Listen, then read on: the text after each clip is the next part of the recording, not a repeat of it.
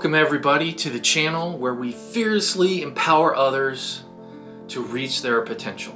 In this episode, I want you to ask yourselves a couple of questions. Are you distracted by your phone? Do you feel bad when you don't have your phone? Do you check your phone throughout the day when there's no notifications? Do you even check it like at a red light? Are you fully present when you are with your team, your family, your friends?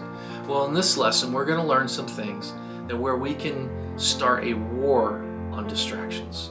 The 3 lessons we're going to go through today is whatever you spend time thinking about or doing will define you. God gave you spiritual gifts, and if you don't give Him the time or you don't put them to use, you are not going to help others. Last but not least, is it easier to resist or avoid distractions? So, the last video I made was 1.5 years ago, and in that time I became a professional Netflix player, YouTube player, and a game player. That's what I spent my time on, instead of spending time with you trying to help you reach your potential. And something that I read that I liked was from Dr. John Maxwell, where he states that there's 4 reasons why people change. 1 is when they hurt enough, they have to change. When they see enough, they're inspired to change. When they learn enough, they want to change. And when they receive enough, they're able to change. And in my case, it's 2 of those. Number 1, I have friends who have continued on to the YouTube world and have found continuing success. Number 2, I have seen enough or I have been inspired by those folks, and I have learned enough where I want to change. Some of the verses I want you to think about as we're going through the lessons to where you should keep your focus instead of being distracted. The first one is from 1 Corinthians 10:13. No temptation has overtaken you that is not common to man. God is faithful, and He will not let you be tempted beyond your ability. But with temptation, He will also provide a way of escape so that you may be able to endure it. James 4:7-8. Submit yourselves therefore to God. Resist the devil, and he will flee. Draw near to God, and He will draw near to you. Cleanse your hands, you sinners, and purify your hearts, you double-minded. John 10:10. The thief comes only to steal, kill, destroy. I came that you may have life and have it abundantly. So all of those are basically saying spend your time with God, spend your time with your team, your families, and you should have it abundantly. The closer you get with God, the more He will draw near to you. We already know what the devil's purpose is, and it is to steal our time away. He does not want you to spend time using your gifts, helping others, showing mercy, all of these things that are our spiritual gifts. And on this channel, since we are here to fearlessly empower others, that means we need to stay focused on what our purpose is. Well, let me ask you this question. Are you using God's spiritual gifts? So some of God's spiritual gifts are spelled out in Romans 12:6-8. We have different gifts according to grace given us. If a man's gift is prophesying, let him use it in proportion to his faith. If it is serving, let him serve. If it is teaching, let him teach. If it is encouraging, let him encourage. If it is contributing to the needs of others, let him give generously. If it is leadership, let him govern diligently. If it is showing mercy, let him do it cheerfully.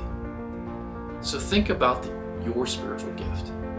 If you haven't, I would seriously consider taking some time to find what your spiritual gift is. And are you being distracted and not giving it?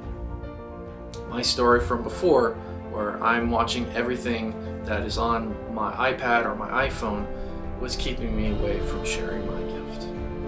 Well, this is a new phenomenon that this generation has faced more than any other in history, which is digiphrenia. And the definition of that is it's a new mental condition or a state of anxiety. Do you know anybody that has anxiety? And people all live with they try to keep up with the ever-increasing speed and immediacy of time.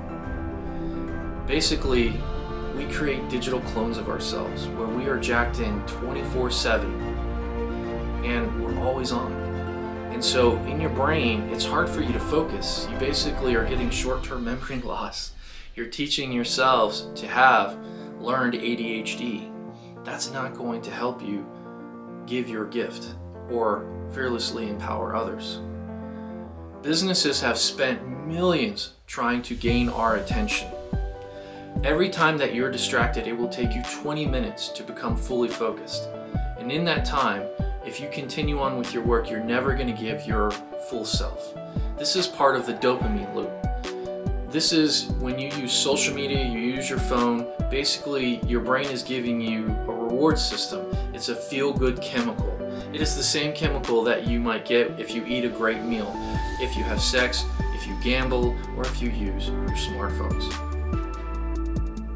So when you're on your social media, every time you click, you get an emoticon, you see a post that you like, you share a post, somebody shares your post, you're getting that you're being part of that dopamine loop, and you are getting addicted. Well, let me ask you some questions to see if you are addicted. Well, worry not, 45% of folks said that they have some type of addiction, whether it be their TV or their smartphone. Do you spend a lot of time thinking about social media? Next, do you feel the urge to use social media more and more? Do you often check your phone when you have no notifications? Do you have social media or app notifications on your phone, meaning do you have them enabled? Do you use your phone when you're talking with others? Do you use your phone when you're in meetings with your team? Do you watch TV or your iPhone before you go to bed? And is your phone the first thing you check when you wake up? Do you use your phone when you're at a traffic light or when you're driving? I already said that once you are distracted, it's hard to get back that time. If you think about this generation, I think Matthew 13:15, for a lot of people this might apply. For this people's heart has become calloused. They hardly hear with their ears, and they have closed their eyes. Otherwise, they might see with their eyes, hear with their ears, and understand with their hearts and turn, and I would heal them. We're so distracted that God has all these blessings waiting for you. And if you would just take the time and spend it with the Lord every day, you would see your life drastically change. Now that we've kind of covered all of if you're an addict or not, I will raise my hand and say that I am hooked. I have a bad case of schizophrenia and I am on the dopamine train.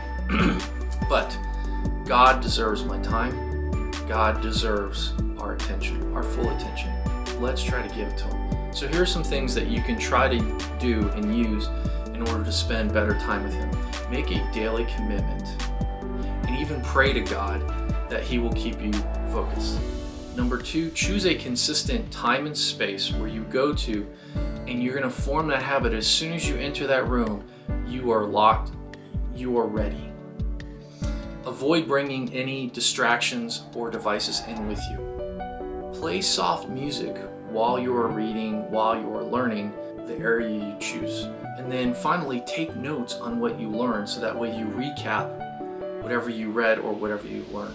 Don't your family, your friends, and your teammates, and especially God, deserve your best. Philippians 4:8. Finally, brothers, whatever is true, whatever is honorable, whatever is just, whatever is pure, whatever is lovely, whatever is commendable, if there is any excellence, if there is anything worthy of praise, think about these things. The challenge I have for this episode, for those folks who are trying to improve themselves so that way then they later can improve themselves.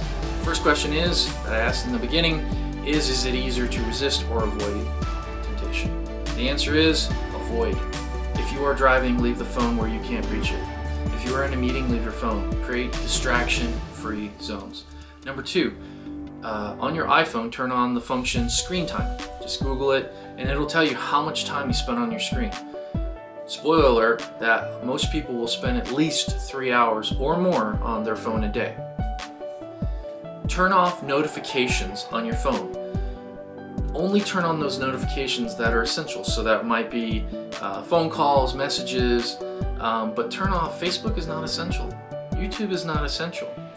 I would love for you to subscribe to this channel and share it if it could be a blessing to somebody else's life. But bottom line is make a time where you check and you improve yourself, but turn off those notifications. For my teams, here is the team challenge. First you have to find out where they're at, how distracted they are. Give them the distraction quiz. And then you're gonna find out that most of them are probably addicts. Does your team have distraction-free zones? Have you gone out of your way as a team leader or for your family to create a space where you can focus, where they're not interrupted by a phone call or somebody coming up to their desk or the binging of their email, where they can fully focus on those top 3 things that your unit, your organization, or your team is trying to accomplish. Try to put on your team's calendar, have them put it on their calendar, where they will give 90% of distraction-free work. That means they're not going to be checking emails, they're not going to be answering phones. They're going to be focused on the big 3 things that you need accomplished from them that day. If you make these changes, you will notice a phenomenal blessing in your life.